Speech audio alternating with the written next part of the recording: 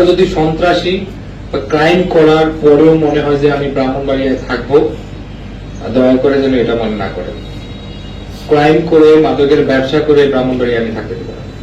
আমার যতক্ষণ এবিলিটি আছে, আমার যতক্ষণ আমি এই চেয়ারে থাকবো, আপনি এটা বলে গেলাম না, আমার হয়তো লিমিটেশন থাকবে, আমার হয়তো রিসোর্স লিমিটেশন থাকবে, ইনফরমেশন লিমিটেশন থাকবে, আমার ম্যান পাওয়ার লিমিটেশন থাকবে, বাট আমার যতটুকু আছে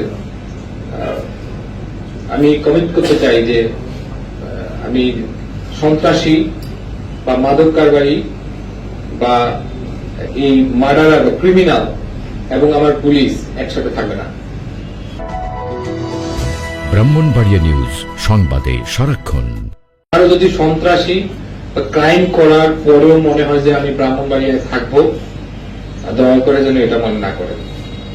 ক্রাইম করে, মাদকের ব্যবসা করে ব্রাহ্মণবাড়িয়ায় আমি থাকতে দেবো না।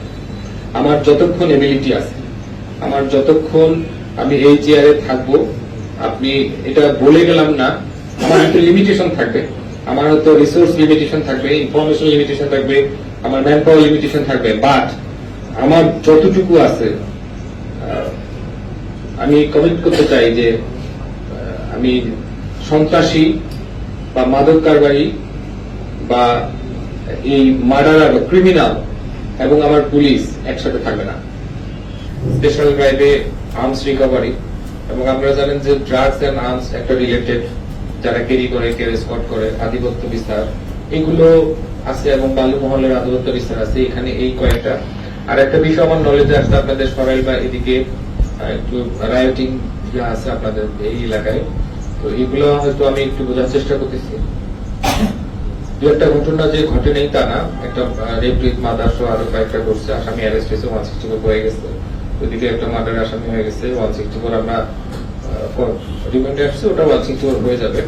তো আমরা বেসিক্যালি আমি আসলে ক্রাইম নিয়ে কাজ করা অফিসার, আমি ক্রাইম ডিটেকশন, ক্রাইম নিয়েই কাজ করা।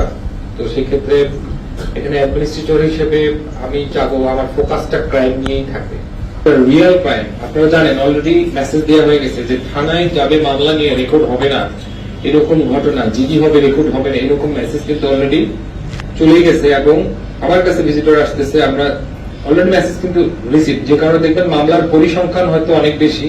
গত মাসে আপনার এতগুলো ছিনতাই হয়েছে, এই মাসে এত বেশি কেন, আপনারা কিন্তু পরিসংখ্যানের দিক দিয়ে অ্যানালাইসিস করলে দেখবেন যে ক্রাইম অনেক বেড়েছে। বাট কমিশন মানে মামলা লজিং এর ক্ষেত্রে যে অমিশন টেন্ডেন্সি, এটা আমরা অ্যাভয়েড করতে চাই, কারণ আমরা রিয়েল দৃশ্য দেখতে চাই, রিয়েল দৃশ্য লজ করতে চাই, ডিটেকশন করতে চাই, তারপরে প্রিভেনশন। আপনি যদি ক্রিমিনালকে ডিটেকশন করে অ্যারেস্ট না হয় তাহলে ক্রাইম প্রিভেনশন হবে না।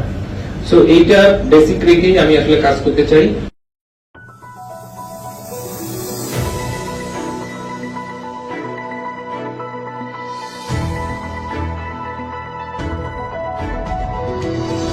ব্রাহ্মণবাড়িয়া নিউজ, সংবাদে সারাক্ষণ।